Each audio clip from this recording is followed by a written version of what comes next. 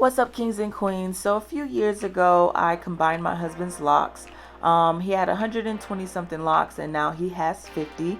I two-strand twisted them together and then I added some thread, and they have been so far over the last few years combining on their own, but as you can see they have a lot to go. On their own they've combined a little bit under halfway, but we still have a lot more to go. Some of them are just, I don't know, they just wanted to act right and they look like one complete lock without me having to do anything to them. But for the most part, they just really, the ends look like old two-strand twists. So we're going to help it along with the crochet needle. I've tried several needles, but my favorite one is this pink one. It's a 0.60 millimeter needle. I believe the reason why his hair is taking so long is because his hair is so mature where it doesn't have any loose hairs to wrap around the lock and help it along the way and make sure that it looks more seamlessly.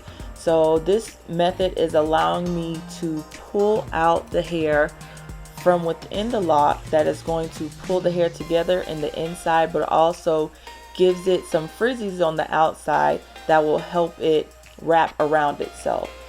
Also, from my experience, the reason why this method works, although it's very tedious, is because I have two-strand twisted them together and then threaded them. So it has a pretty strong base, and that's allowing me to kind of manipulate the lock and go in and come out the other side without it completely just falling apart or me damaging the lock itself. Now, if these were two individual locks and I was just taking them side by side and trying to do this method, I think it would really just destroy the hair because I'm just digging holes into it without it having a foundation. So although this is taking a long time, this method is very effective for the way his hair is now. My husband has been locked for 16 years and I've been taking care of his hair for about 10 of those years.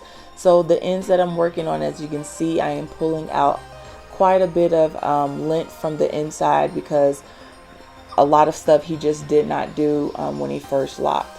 But for the most part, I would say that they still look good considering. And these are the three different stages. On the right hand side is one that I just started where it's frizzy at.